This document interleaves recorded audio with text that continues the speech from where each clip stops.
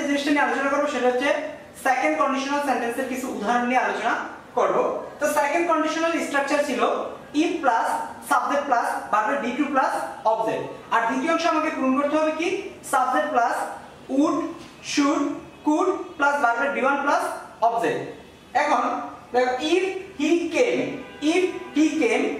If plus subject plus ভার্বের V two, তাহলে সেটা কি sentence? Second conditional sentence.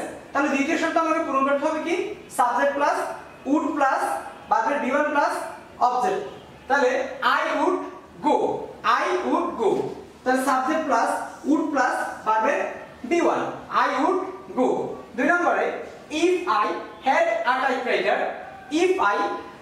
Typewriter, যদি আমার একটা টাইপরাইটার থাকতো তাহলে ইফ প্লাস সাবজেক্ট প্লাস ভার্বের V two plus object. If I had a typewriter I would type a letter, আমি একটা কি লেটার টাইপ করতাম। তিন নম্বরে if I wire you if plus subject plus verb be to plus object. This is the second conditional sentence.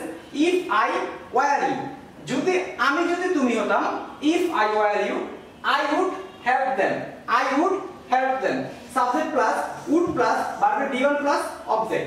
I would help them, আমি যদি তুমি হতাম তাহলে আমি তাদেরকে সাহায্য করতাম। If I were rich if plus subject plus verb be2 plus object.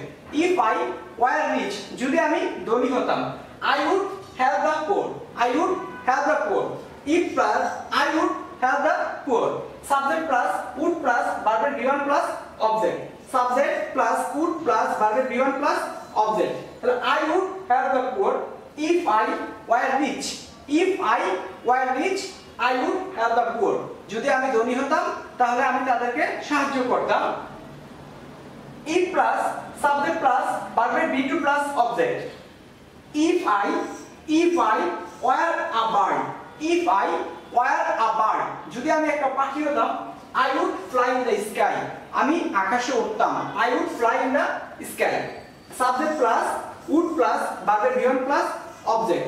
তাহলে আমি কি করলাম, প্রথম একটা আমাকে শর্ত দেওয়া থাকবে আর আমি সেই শর্তটাকে কন্ডিশনাল সেন্টেন্স অনুযায়ী আমি সেটাকে কি করতে হবে যুক্তিযুক্ত সেন্টেন্স দ্বারা পূরণ করতে হবে।